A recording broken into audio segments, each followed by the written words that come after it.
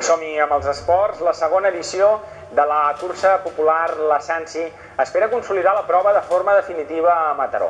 Avalada pel gran èxit de la primera edició, la competició tornarà a portar a la ciutat aquest diumenge atletes de renom nacional i internacional. Ahir se'n va fer la presentació oficial. Aquest diumenge, 11 de gener, se celebra a Mataró la segona edició de la cursa popular La Sansi, amb sortida i arribada al passeig marítim, just davant de l'Hotel Atenea, i un recorregut de 10 quilòmetres totalment pla. La cursa està pensada perquè els atletes puguin fer grans marques mentre gaudeixen corrent prop del mar. Un recorregut que portarà el participant pel passeig marítim al port de Mataró, al polígon del Rengle i al parc del mar.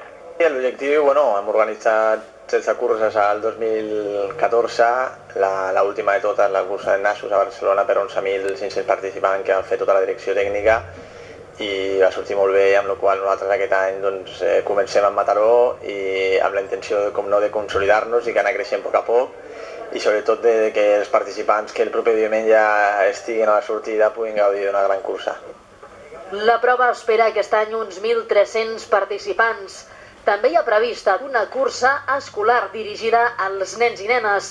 La Sansi està organitzada pel club que porta el mateix nom, amb la col·laboració de l'Ajuntament de Mataró, el Port de Mataró, la Diputació de Barcelona i el patrocini d'Ibercaja. Fer-les amb una qualitat, i aquesta qualitat és la que busquem i és la que demanem a tots aquells que s'apropen a les oficines de la Direcció d'Esports demanant la possibilitat d'organitzar una cursa. En aquest cas, la gent de la Sansi l'any passat satisfactòriament van tirar endavant la primera edició i per descomptat des del primer moment, des que vam fer l'anàlisi de com havia anat tot plegat, vam estar disposats a treballar perquè aquesta segona edició fos un èxit.